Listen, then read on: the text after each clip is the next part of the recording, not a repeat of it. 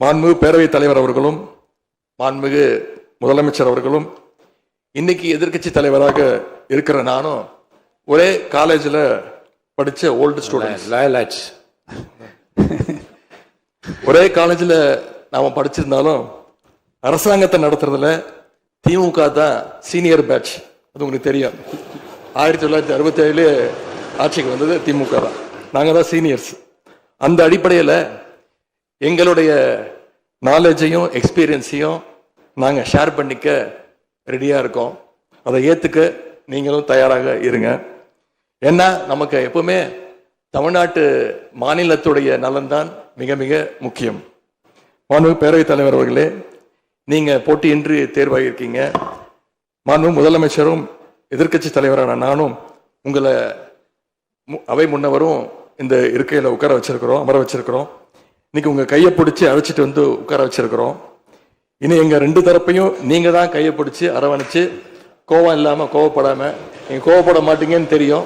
உங்களை கோவப்படுத்துகிற மாதிரி எந்த செயலையும் நாங்கள் செய்ய மாட்டோம்.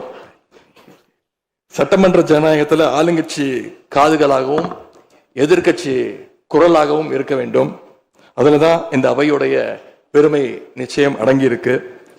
பொதுவாக இதுக்கு முந்தைய சட்டமன்ற பேரவை எடுத்துக்கிட்டா ஆளுங்கட்சி வரிசையில் அதிக உறுப்பினர்களும் எதிர்கட்சி வரிசையில் அதை விட குறைவான உறுப்பினர்களும் இருப்பாங்க.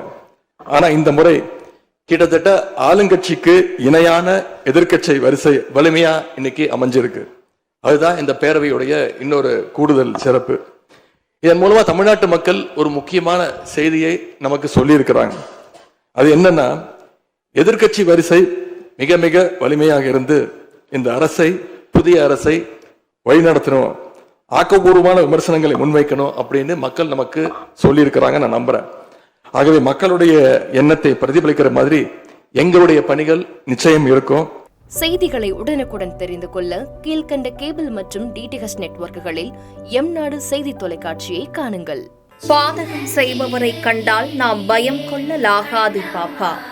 மோதி மிதித்து விடு பாப்பா, அவர் முகத்தில் உமிழ்ந்து விடு பாப்பா.